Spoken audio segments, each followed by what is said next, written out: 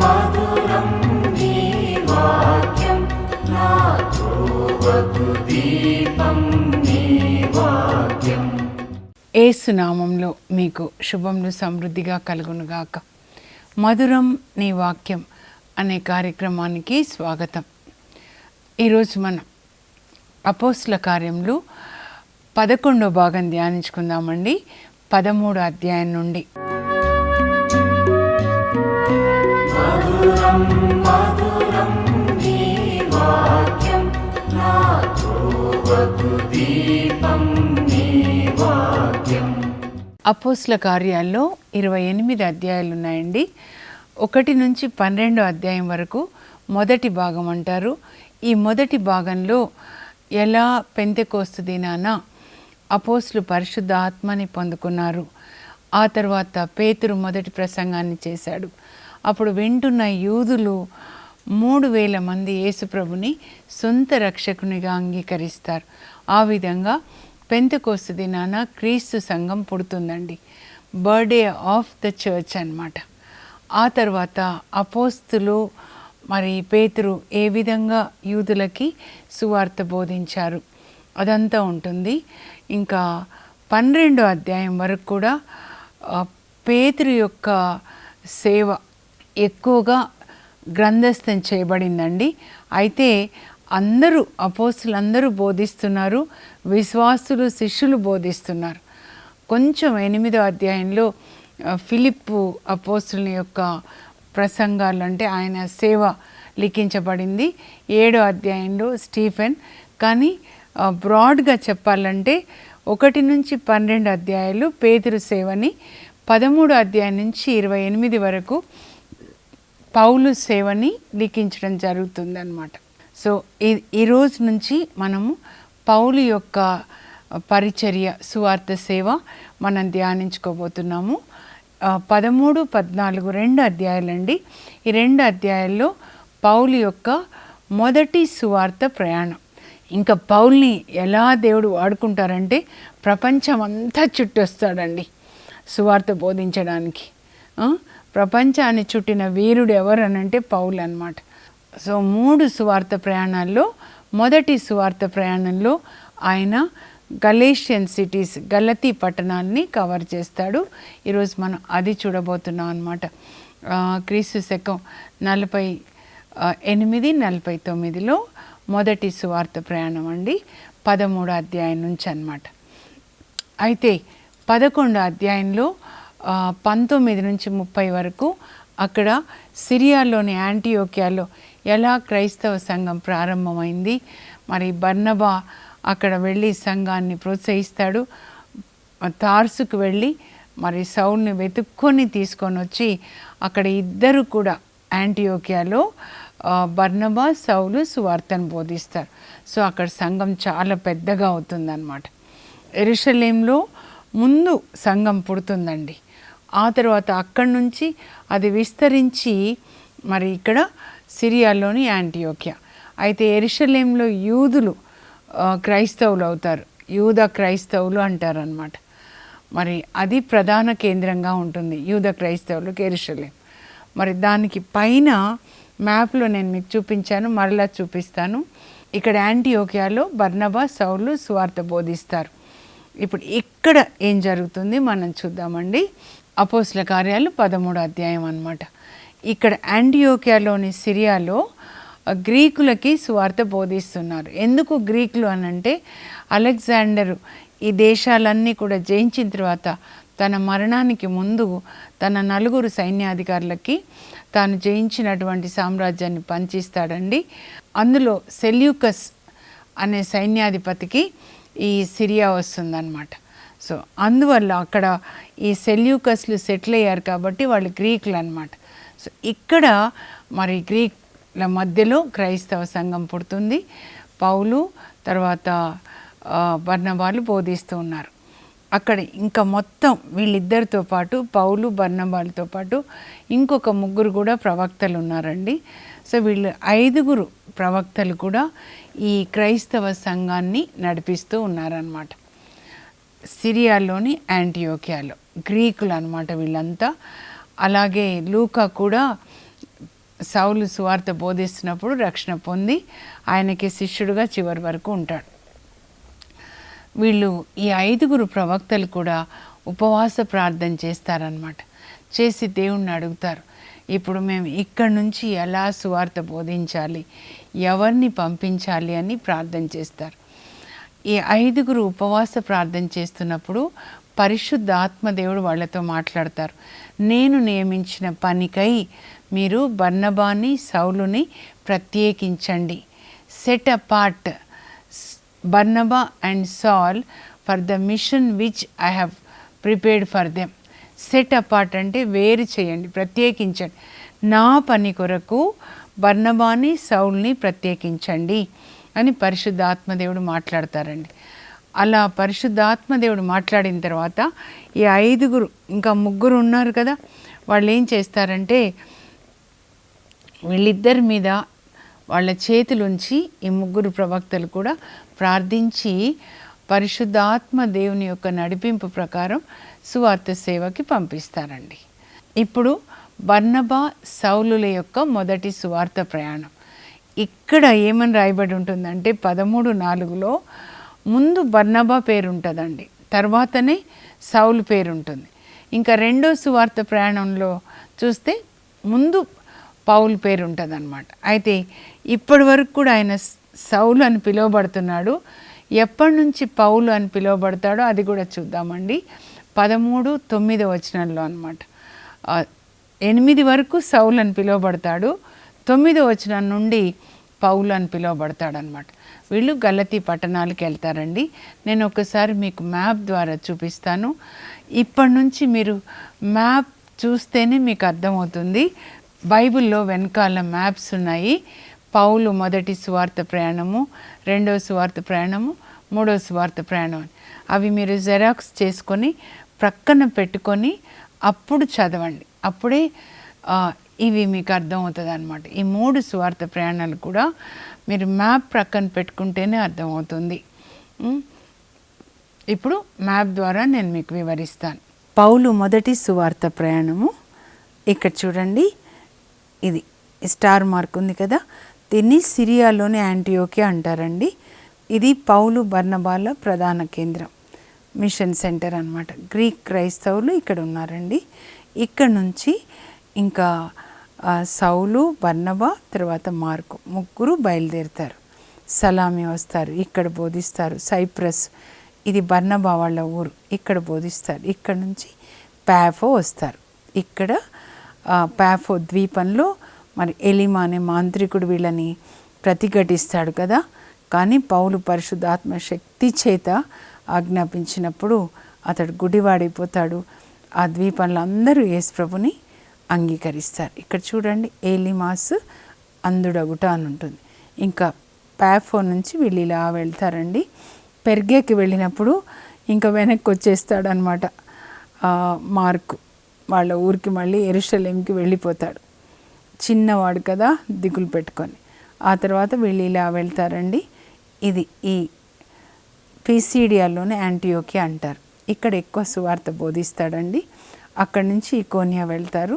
అక్కడి నుంచి లిస్త్రా, చూడండి ఇది తిమోతి వాళ్ళ ఊరు, ఇక్కడ కుంటివాడిని స్వస్థపరుస్తారు. ఇక్కడి నుంచి దెర్బే వెళ్తారు. మళ్ళీ అదే మార్గంలో ఎలా వెళ్ళారో అలాగే వాళ్ళు తిరిగి మళ్ళీ ఇక్కడ యాంటియోకియాకి వస్తారు. ఇక్కడ చూడండి, ఇది సిరియాలోని యాంటియోకియా. గ్రీక్ క్రైస్తవుల సంఘం ఇక్కడ ఉంటుంది. పౌలు, బర్నబాలు ఈ సంఘానికి పెద్దగా ఉంటారు. ఇంకొక 3 కూడా 5 ప్రవక్తలు ఉంటారండి. అపోస్తల కార్యాలు 13లో ఉంటుందన్నమాట.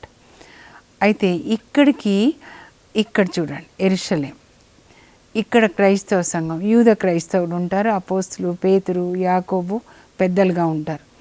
ఇక్కడ నుంచి కొంతమంది ఇక్కడ వచ్చేసి మీరు కూడా సున్నతి పొందాలి అని వీళ్ళని డిస్టర్బ్ చేస్తారు, లేకపోతే మీకు రక్షణ లేదని. అప్పుడు ఇంకా పౌలు, బర్నబాలు యెరూషలేంకి వస్తారు. ఇక్కడ మహాసభ జరుగుతుంది. ఆ మహాసభలో వాళ్ళు మరి కొన్ని నిర్ణయాలు చేస్తారు కదా, ఆ నిర్ణయాల ప్రకారం వాళ్ళు ఒక లేఖను రాస్తారు. ఆ లేఖను యూదాసు, సిలాసులతో పంపిస్తారు. పౌలు, బర్నబాలు కూడా ఇక్కడికి వస్తారు. అప్పుడు ఈ క్రీస్తు సంఘాన్ని సమావేశపరిచి యూదాసు సిలాసు వీళ్ళకి లేఖలో నిర్ణయాలు చెప్తారు. మీకు సున్నతి అవసరం లేదు, కానీ 4 నియమాలు మీరు పాటించాలని చెప్పారని. అప్పుడు సిరియాలోని యాంటియోకియా సంఘం అంటే గ్రీకు క్రైస్తవ సంఘం అన్యులు అన్నమాట చాలా సంతోషించి దేవునికి వందనాలు చెప్తారు. చూశారు కదా ఎలా వాళ్ళు బయలుదేరారో యాంటియోకియా నుంచి, తర్వాత ఎట్లా పాఫో మిగతా ప్రాంతాలకు వెళ్ళారు. అయితే అన్ని ప్రాంతాల్లో ముఖ్యమైనవి 3 నేను మీకు వివరిస్తా అండి. ఒకటి పాఫో, ఆ తర్వాత పిసిడియా యాంటియోకియా అన్నమాట. సిరియాలోని యాంటియోకియా వాళ్ళ మెయిన్ మిషన్ సెంటర్ అండి. ఇప్పుడు పిసిడియాలో ఇంకొక యాంటియోకియా ఉంటుందన్నమాట. సో అక్కడ, ఆ తర్వాత లిస్త్రా ఎవరు ఊరంటే తిమోతి ఊరు అన్నమాట. మీరు గుర్తుపెట్టుకోవాలి. సైప్రస్ ఏమో బర్నబా వాళ్ళ ఊరు, తార్స్ ఏమో పౌలు వాళ్ళ ఊరు. ఇవి మీరు గుర్తుపెట్టుకోవాలి. సో ఇప్పుడు ఈ బర్నబా సౌలులు పాఫో దీవికి వెళ్తారండి వాక్యం చెప్పడానికి. అయితే వాళ్లతో పాటు బర్నబా వాళ్ళ అక్క కొడుకు మార్కును కూడా తీసుకొని వెళ్తారనమాట. కనుక మొదటి టీంలో 3 ఉంటారండి. పౌలు, బర్నబా, అలాగే బర్నబా వాళ్ళ అక్క కొడుకు మార్కు కూడా ఉంటాడు. అపోస్తల కార్యాలు 12లో క్రీస్తు సంఘం ప్రార్థిస్తూ ఉంది చూడండి. ఆ ఇల్లు మరియమ్మ ఇల్లు అన్నమాట. మరియమ్మ ఎవరు అనంటే యెరూషలేం మరియమ్మ, మార్కు వాళ్ళ తల్లి, అలాగే బర్నబాకి అక్క అన్నమాట. అదే ఇల్లు మేడపై గది అని కూడా చెప్తారండి. ఇప్పుడు ఈ 3 కూడా పాఫో అనే ద్వీపంలోనికి వస్తారు సువార్త బోధించడానికి. పరిశుద్ధ ఆత్మ వాళ్ళని నడిపిస్తారనమాట. అక్కడ పాఫో దీవి పాలకుని పేరు సెర్జియా పౌలస్ అండి, గుర్తుపెట్టుకోండి. ఇక్కడ మన బైబిల్లో అయితే సెర్జియా పౌల్ అని ఉంటుంది, మీరు కన్ఫ్యూజ్ కావద్దన్నమాట. తర్వాత అక్కడ ఒక మాంత్రికుడు ఉంటాడండి. ఆ మాంత్రికుడు బారు యేసు అని పిలువబడుతున్నాడు. ఆయన పేరు యాక్చువల్గా ఏలిమా అన్నమాట. ఏలిమాస్ అంటే మాంత్రికుడు అని అర్థం. ఆయన యూదుడు. అయితే ఆ పాఫో ద్వీపాన్ని అంతా కూడా తన ఆధీనంలో ఉంచుకుంటాడండి. ఆ మంత్రతంత్ర శక్తులచే అనేక అద్భుతాలు చేస్తూ ప్రజలందరినీ తన ఆధీనంలో ఉంచుకుంటాడు. ఈయన కూడా యూదుడే. ఈయన యూదుడు అంటే మరి అబ్రహాం సంతతి వాడే అన్నమాట. కనుక నేను ఒక ప్రవక్త అని చెప్తే ప్రజలందరూ, ఆ ద్వీపంలో ప్రజలందరూ నమ్ముతారనమాట. అద్భుతాలు చేస్తున్నాడు, యూదుడు, ప్రవక్త అని చెప్తున్నాడు కనుక వాళ్ళు ఆయన నమ్ముతారు. అయితే ఆ ద్వీపానికి పరిశుద్ధాత్మ దేవుడు ఈ పౌలు, బర్నబా, మార్కు ఈ టీంని తీసుకొని వస్తారనమాట. అప్పుడు చూడండి దేవుని యొక్క ప్రేరణ, పరిశుద్ధాత్మ దేవుడు ఆ సెర్జియా పౌలస్కి ప్రేరణ కలుగజేస్తారు. ఆ పౌలు వాళ్ళ టీంని పిలిపించుకొని పౌలు, బర్నబాల్ని వాళ్ళు చెప్పేది వినాలని. అప్పుడు పౌలు సువార్తని బోధిస్తూ ఉంటే ఈ ఏలిమ మాంత్రికుడు ఉన్నాడు కదండి, మాంత్రికుడు ప్రతిఘటిస్తాడనమాట, వ్యతిరేకిస్తాడు. నువ్వు ఇక్కడ చెప్పడానికి వీల్లేదు. ఇంకా అక్కడ వాళ్ళకు కూడా చెప్తాడు, ఏంటో వీళ్ళు చెప్పేది మీరు వినొద్దు, ఇదంతా సత్యం కాదు అన్నట్లుగా పౌలుని ఆయన వ్యతిరేకించినప్పుడు పరిశుద్ధ ఆత్మ అగ్నిచే నింపబడతాడనమాట. పౌలు అట్లా నింపబడి ఏమంటాడంటే సూటిగా చూస్తాడు, ఆ మాంత్రికుని వైపు చూస్తూ ఏమని అంటాడంటే సైతాను పుత్రుడా అని పిలుస్తాడనమాట. ఆ మాంత్రికుడిని సైతాను పుత్రుడా, నీవు అన్ని విధములైన కపటములతో నిండి ఉన్నావు, నీ మనస్సు నిండా, నీ హృదయం నిండా కపటము, మోసం. నీవు ఈ ప్రజలందరినీ కూడా వక్ర మార్గానికి తీసుకెళ్తున్నావు. నీతి మార్గంలో నుంచి ఆ అవినీతి చీకటి మార్గంలోకి, వెలుగు నుంచి చీకటిలోకి తీసుకొని వెళ్తున్నావు ప్రజల్ని. నీవు నీతికి విరోధివి. ఇదో దేవుని యొక్క హస్తం నీ మీద పడుతుంది. నువ్వు కొంతకాలం గుడ్డివాడవై నీ కన్నులు చూడకుండా అయిపోతాయి, వెలుగుని చూడకుండాను గాక అని ఎప్పుడైతే అంటాడో ఆ పౌలు, వెంటనే ఆ మాంత్రికుడు ఏలిమ కన్నులు గుడ్డివైపోతాయండి. గుడ్డివైపోయి ఇట్లా ఇట్లా తారాడుకుంటూ నడుస్తున్నప్పుడు అప్పుడు ఆ పాలకుడు ఉన్నాడు కదా సెర్జియా పౌలస్, ఆయనకు ఆశ్చర్యం వేస్తుంది. ఎందుకంటే ఈయన ఈ ఏలిమ ఇన్ని రోజులు, ఇన్ని సంవత్సరాలు కూడా నేను ఒక ప్రవక్తని అద్భుతాలు చేస్తున్నాడు. కానీ పౌలు ఎప్పుడైతే నీవు గుడ్డివాడవగుదుగాక అంటాడో ఆయన కళ్ళు పోతాయి. అప్పుడు ఆయనకి చాలా ఆశ్చర్యం. అంటే ఈయననే ఇన్ని రోజులు ఇన్ని అద్భుతాలు చేస్తున్నాడు, కానీ పౌలు చెప్పగానే ఈయన కళ్ళు పోయినాయి. అంటే పౌలు శక్తి నిజమైన శక్తి అన్నమాట. అప్పుడు పౌలు సువార్తను బోధిస్తాడు. ఇది నా శక్తి కాదు, నాలో నివసిస్తున్నటువంటి దేవుని శక్తి, యేసు శక్తి అని చెప్తాడండి. అప్పుడు సువార్తను బోధిస్తాడు. ఈ భూమి ఆకాశాన్ని దేవుడే సృజించాడు. ఆయన కుమారుడు యేసు ప్రభు మన కొరకు సిలువలో మరణించాడు. ఆయన సిలువ మరణం ద్వారా మనకి పాప క్షమాపణ, ఆయననే మాకు పరిశుద్ధ ఆత్మనిచ్చాడు. ఈ శక్తి ఆయనదే కానీ మాది కాదు. బోధించినప్పుడు యేసు ప్రభుని ఆయన విశ్వసిస్తాడండి. ఆ ద్వీపంలో పౌలస్తో పాటు, సెర్జియా పౌలస్తో పాటు అనేకులు అన్నమాట. అంటే ఆల్మోస్ట్ అందరూ కూడా రక్షణలోకి వస్తారు. చూడండి, ఇదే ఇర్మియా 1:10 చెప్తాడు. ఇర్మియా, నేను నీకు అధికారం ఇస్తున్నాను రాజ్యముల మీద. దేవుని రాజ్యం, సైతాన్ రాజ్యం. సైతాన్ రాజ్యాన్ని కూలద్రోసి దేవుని రాజ్యాన్ని కట్టడానికి. ఆ ద్వీపం మొత్తం కూడా సైతాన్ అధికారంలో ఉంటుంది. మాంత్రికుల ద్వారా సైతాను తన రాజ్యాన్ని స్థాపించుకుంటాడు. కానీ దేవుడు తన ప్రవక్తల ద్వారా సైతాన్ రాజ్యాన్ని కూలద్రోసి తన రాజ్యాన్ని కట్టుకుంటాడనమాట. ఈ విధంగా దేవుని చేతిలో బలంగా వాడబడతాడండి పౌలు. సో వాళ్ళు అక్కడ నుంచి ఇంకా ముందుకెళ్తారు. పెర్గా అనే ప్రాంతానికి వెళ్ళినప్పుడు యవనస్తుడైన మార్కు వీళ్ళతో పాటు ఉండలేక అమ్మ మీద దిగులు పెట్టుకుంటాడేమో, వెనక్కి వెళ్ళిపోతాడనమాట. నేను వెళ్ళిపోతానని వెనక్కి వెళ్ళిపోతాడు. కానీ ఇంకా వీళ్ళు ముందుకెళ్తారనమాట. అక్కడ పిసిడియాలోని యాంటియోకియాకి వెళ్తారండి. అక్కడ మరి యూదుల ప్రార్థనా మందిరం ఉంటుంది, విశ్రాంతి దినము.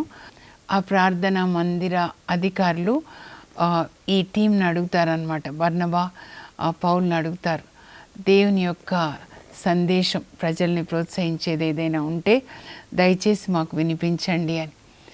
అప్పుడు వాళ్ళకి మామూలుగా మోషే ధర్మశాస్త్రం నుంచి, ప్రవక్తల గ్రంథాల నుంచి పఠనాలు ఉంటాయండి. ఆ తర్వాత ఇంకా పౌలు ప్రసంగించడం మొదలు పెడతాడనమాట. మొదటి ప్రసంగం మీరు ఇప్పుడే చూస్తున్నారు చూడండి, 13వ అధ్యాయంలో. ఇజ్రాయేలు ప్రజలారా, దేవుని పట్ల భయభక్తులు కలవార్లారా, మీరు వినండి అని ప్రారంభిస్తాడనమాట. మన పూర్వుల దేవుడు మన పూర్వులని ఐగుప్తులో ఉన్నప్పుడు వాళ్ళని గొప్పవాళ్ళుగా చేశాడు. ఆ తర్వాత ఐగుప్తు నుంచి తన శక్తి చేత వాళ్ళని విడిపించుకొని వచ్చాడు. విడిపించుకొని వచ్చిన తర్వాత వాళ్ళకి ఎడారిలో 40 సంవత్సరాలు పోషించాడు. తర్వాత వాగ్దత్త భూమికి వాళ్ళని నడిపించాడు. అక్కడ 7 జాతుల వాళ్ళని తొలగించి పాలు తేనెల దేశాన్ని వాళ్ళకి ఇచ్చాడు. తర్వాత వాళ్ళని పాలించడానికి న్యాయాధిపతులను ఇచ్చాడు. న్యాయాధిపతుల తరువాత వాళ్ళకి రాజులని నియమించాడు. సౌలు రాజు తర్వాత సౌలు రాజును తొలగించి దావీదుని రాజుగా చేశాడు. ఆ దావీదుని గురించే దేవుడు ఈ విధంగా చెప్పాడు, ఇషాయి కుమారుడైన దావీదు నా హృదయానుసారుడు, నేను కోరిన సమస్తమును చేయువాడు. ఈ దావీదు వంశంలో నుంచే యేసు ప్రభు పుట్టాడు. ఈ యేసు ప్రభుని దేవుడు లోకానికి రక్షకునిగా, మెస్సయ్యగా పంపించాడు. కానీ మన పెద్దలు ఆయనని సిలువ వేశారు. మరి ప్రవక్తలు చెప్పినట్లుగా యెషయా 53లో చెప్పినట్లుగా సిలువ వేశారు. కానీ దేవుడు ఆయనని సమాధిలోంచి లేపాడు. కీర్తన 16లో దావీదు రాసినట్లుగా లేపాడు. అయితే ఈ యేసు ప్రభువు ద్వారా మనకి పాప క్షమాపణ అని చక్కగా వివరిస్తాడండి. ఆయన సిలువ మరణం ద్వారా మనకి పాప క్షమాపణ యెషయా 53:10లో వ్రాయబడినట్లుగా ఆయన మరణము పాప పరిహార బలి అయింది అని చెప్పి మీరు 13, 38, 39 చాలా జాగ్రత్తగా చదవాలండి. ఏం చెప్తున్నాడంటే పౌలు ఇక్కడ వాళ్ళకి యేసుక్రీస్తు ద్వారా మనకి పాప క్షమాపణ, రక్షణ అని చెప్పి, మోషే చట్టము మనల్ని విడిపించలేని సకల పాపంల నుంచి కూడా యేసుక్రీస్తు మనల్ని విడిపించాడు అని యూదులకి మోషే చట్టానికి తర్వాత యేసుక్రీస్తు ద్వారా మనకు వచ్చే రక్షణ, ఈ రెండింటి తేడా చెప్తాడనమాట. మోషే చట్టము మనకి పాపం అంటే ఏంటి అని తెలియజేస్తుంది. 10 ఆజ్ఞలు ఉన్నాయి. ఇది పాపం. కానీ మనల్ని పాపం నుంచి ఆ చట్టం విడిపించాల. ఆ చట్టం మనల్ని శిక్షించడానికే వ్యభిచారంలో పట్టుబడింది ఈమె రాళ్లతో కొట్టి చంపాలి. కానీ మనకి విడుదల లేదు. అక్కడ మోషే చట్టంలో పాపం నుంచి విడుదల లేదు. కానీ యేసుక్రీస్తు శిలువ మరణం ద్వారా మనకి పాపం నుంచి విమోచన, విడుదల. కనుక మనం ఆయనని నమ్ముకున్నప్పుడు మనకి పాపం నుంచి విడుదల కలుగుతుంది. రక్షణ, దీన్నే రక్షణ అంటారు. పాపం నుంచి విడుదల, శాపం నుంచి విడుదల, రోగం నుంచి విడుదల అని చెప్పినప్పుడు చాలామంది యేసు ప్రభుని విశ్వసిస్తారండి. అంత బాగా వాళ్ళకి ఆయన బోధిస్తాడు. ఈ ప్రవక్తల గ్రంథాల నుంచి, మోషే ధర్మశాస్త్రం నుంచి అన్నమాట. ఇది ఆయనకి పరిశుద్ధ ఆత్మదేవుడు బోధించిందనమాట. అంతకుముందేమో మోషే చట్టమే మనకి ముఖ్యమైనది అనేవాడు. ఇప్పుడు అదే పాత నిబంధనలోంచే చెప్తున్నాడు ఆయన. కానీ పరిశుద్ధాత్మ ఆయనకేం జ్ఞానం ఇచ్చారంటే, ఈ మోషే చట్టం మనల్ని పాపం నుంచి విడిపించదు, కానీ యేసుక్రీస్తు ద్వారా మనకి విడుదల. యేసు అంటే ఆయన తన ప్రజల్ని వారి పాపం నుంచి విడిపిస్తాడు. ఇంకా అప్పుడు వాళ్ళకి ఎంత సంతోషం అంటే, ఆ యూదులు యేసు ప్రభుని అంగీకరిస్తారండి. వాళ్ళు చెప్తారు, వచ్చే విశ్రాంతి దినం కూడా తప్పకుండా రండి, ఇంకా చాలా విషయాలు చెప్పండి మాకు మెస్సయాని గురించి అంటే మళ్ళా వెళ్తారండి విశ్రాంతి దినం. వెళ్ళినప్పుడు మొత్తం అక్కడ యాంటియోకియాలో, అంటే పిసిడియన్ యాంటియోకియా అన్నమాట, దాదాపు అందరూ వస్తారంట వాక్యం వినడానికి. అందరూ వచ్చి యేసు ప్రభుని అంగీకరిస్తుంటే అక్కడ కొంతమంది యూదులు అన్నమాట, ప్రతి చోట ఇట్లా సైతాను ఒక గ్రూప్ని తయారు చేస్తండి. అసూయ కలుగుతుంది. ఇంతమంది వచ్చి పౌలు వాక్యాన్ని విని వాళ్ళు యూద మతాన్ని విడిచిపెట్టి క్రైస్తవులు అయిపోతున్నారని అసూయ కలుగుతుందన్నమాట. కనుక వాళ్ళు ప్లాన్ చేసుకొని కొంతమందిని, హై క్లాస్ లేడీస్ని కూడా అన్నమాట ప్లాన్ చేసుకొని వాళ్ళకి వ్యతిరేకంగా నినాదాలు చేసి వాళ్ళని అక్కడి నుంచి తరిమేస్తారండి. అప్పుడు వాళ్ళు అక్కడి నుంచి ఇంకా ఇకోనియాకు వెళ్తారు. అక్కడ కూడా చక్కగా సువార్తను బోధిస్తుంటే అనేకులు యేసు ప్రభుని అంగీకరిస్తారు. కానీ ఇక్కడి నుంచి యాంటియోకియా నుంచి అక్కడికి వెళ్తారు. అక్కడ గొడవ చేసి వాళ్ళని అక్కడి నుంచి పంపించేస్తారు. అప్పుడు వాళ్ళు లిస్త్రాకి వెళ్ళిపోతారు అన్నమాట. ప్రతి చోట వాళ్ళు వాక్యం బోధించినప్పుడు ఆత్మలు రక్షించబడతాయి. సైతాను ఒక గొడవ చేస్తాడనమాట. లిస్త్రా ఎవరి ఊరంటే తిమోతి వాళ్ళ ఊరని చెప్పాను కదండి. లిస్త్రాలో వాళ్ళు సువార్త బోధిస్తూ ఉన్నప్పుడు ఇంకా సువార్త చాలా ఆసక్తితో ప్రజలు వింటారనమాట. ఆ వినే వాళ్ళలో ఒక వ్యక్తి కుంటివాడండి, పుట్టుకతోనే కుంటివాడనమాట. ఇంకా వాక్యం ఇలా వింటాడు. పౌలు చెప్తూ ఉంటాడనమాట, యేసు ప్రభు గుడ్డివానికి కళ్ళు ఇచ్చారు, కుంటి వాళ్ళకి కాళ్ళు ఇచ్చారు, మరణించిన లాజరు కూడా వెలుపలికి రానగానే సమాధిలోంచి బయటికి వచ్చేసాడు. యేసుప్రభు అంగిని తాకితే స్వస్థత, ఆయన తాకితే స్వస్థత, ఆయనను తాకితే స్వస్థత, ఆయన తాకితే స్వస్థత అని చెప్తుంటే విశ్వాసం పెరిగిపోతుందండి ఆ కుంటివాన్లో. అప్పుడు పౌలు చూస్తాడు, ఆయనలో స్వస్థత పొందే అంత విశ్వాసం ఉంది అని గమనించి, నీవు లేచి నిలబడి నడు అనగానే ఆయన లేచి నిలబడి నడుస్తాడండి. ఎప్పుడైతే కుంటివానికి కాళ్ళొచ్చి నిలబడి నడుస్తూ గంతులేస్తాడో అక్కడ ఒక గుడి ఉంటుంది అన్నమాట. వాళ్ళ పూజారి వచ్చేసి, అమ్మో వీళ్ళు మామూలు వాళ్ళు కాదు, దేవుళ్ళే ఇలా వచ్చారు, వీళ్ళకి బలి అర్పించాలి. పౌలు అప్పుడు వాళ్ళిద్దరు చెప్తారు, మేము మీలాగే మనుషులు, ఇట్లాంటి మూఢాచారాల నుంచి మిమ్మల్ని దేవుని వైపు మరల్చడానికి మేము వచ్చాము అని చెప్తారండి. ఇంకా ఆ తర్వాత మళ్ళా యూదులు యాంటియోకియా, పిసిడియన్ యాంటియోకియా, ఈకోనియా, ఆ యూదులు ఇక్కడికి కూడా వస్తారు. ఇక్కడికి కూడా వచ్చి పెద్ద గోల చేసి ఏం చేస్తారంటే పౌలుని బాగా కొడతారండి. రాళ్లతో కొట్టి చచ్చిపోయినాడు శవం అనుకొని ఊరి బయట అక్కడ ఆయనని విడిచిపెట్టి వెళ్ళిపోతారు.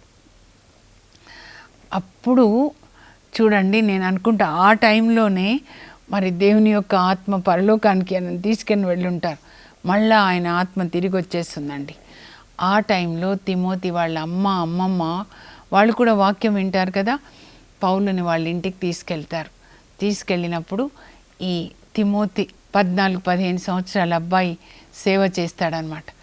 ఇంకా చూడండి, మరుసటి రోజు అక్కడ ఉండకుండా వాళ్ళు మళ్ళా దెర్బేకి వెళ్ళి అక్కడ కూడా సువార్తను బోధించి తిరిగి మళ్ళీ వాళ్ళు ఎలా వెళ్ళారో అలా వచ్చేస్తారు. ప్రతి చోట వాళ్ళు వెళ్ళిన ప్రతి చోట ఒక్కొక్క సంఘం తయారైంది కదండి. అక్కడ పెద్దల్ని నియమించి, ప్రతి సంఘంలో పెద్దల్ని నియమించి వాళ్ళ చేతికి సంఘాలను అప్పగించి వాళ్ళు తిరిగి వచ్చేస్తారు. మళ్ళీ ఎక్కడ అంటే సిరియాలోని యాంటియోకియా వాళ్ళ హెడ్ క్వార్టర్స్కి దేవుడు ఎలా అద్భుతాలు చేశారో వాళ్ళకి వివరిస్తారనమాట. సో ముగించే ముందు నేను ముఖ్యమైన అంశాలు చదువుతాను, దయచేసి మీరు స్క్రీన్ మీద చూసి రాసుకోనండి. సిరియాలోని యాంటియోకియా బర్నబా సౌలుల రాకతో రెండవ ప్రధాన సువార్త కేంద్రంగా మారినది. యాంటియోకియాలోని క్రైస్తవ సంఘంలో 5 ప్రవక్తలు ఉండేవారు. వారు ఉపవాస ప్రార్థన చేస్తారండి. అప్పుడు పరిశుద్ధ ఆత్మ దేవుడు వాళ్ళతో మాట్లాడతారు. నేను నియమించిన పనికై బర్నబాను సౌలును నా కొరకు ప్రత్యేకించండి. Set apart for me Barnabas and Saul for my mission. పౌలు మొదటి సువార్త ప్రయాణం. క్రీస్తు శకం 48-49లో పౌలు మొదటి సువార్త ప్రయాణం గలతీ పట్టణాలకు, ముఖ్యంగా పాఫో, పిసిడియా, యాంటియోకియా, లిస్త్రా. పాఫో పౌలు ఎలిమాను మాంత్రికుణ్ణి ప్రతిఘటిస్తాడు. పిసిడియా యాంటియోకియాలో పౌలు బోధన సారాంశము. మోషే చట్టము, యేసుక్రీస్తు కృప రెండింటి మధ్య తేడాని వివరిస్తాడండి. యేసుక్రీస్తు ద్వారానే పాపక్షమాపణ, రక్షణ లభిస్తాయి. మోషే చట్టం విముక్తి చేయలేని సకల పాపముల నుండి యేసుక్రీస్తు మనల్ని విడిపిస్తాడు. ఇది పౌలు బోధన యొక్క సారాంశం అండి.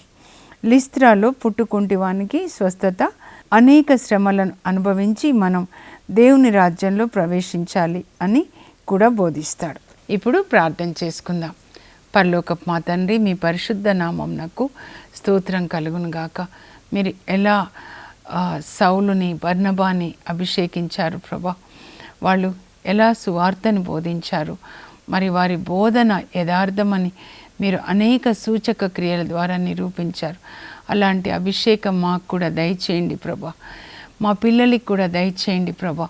మేము దేవుని యొక్క వాక్యాన్ని విని విధేయించడం మాత్రమే కాకుండా మేము వాక్యాన్ని ప్రకటించడానికి కూడా కృప దయచేయండి. మా యవ్వనస్తులు, మా పిల్లల్ని ఈరోజు 7,000 మందిని మీరు అభిషేకించండి. బర్నబా లాగా ప్రభా, పౌలులాగా అభిషేకించండి. యేసు నామంలో అడుగుచున్నాం తండ్రి, ఆమేన్. ఎలాగైతే దేవుడు తన సువార్త కొరకు బర్నబా, పౌలుని అభిషేకించారు, ఆ అభిషేకం దేవుడు మన పిల్లలకి కూడా దయచేయను గాక. God bless you. Have a blessed day.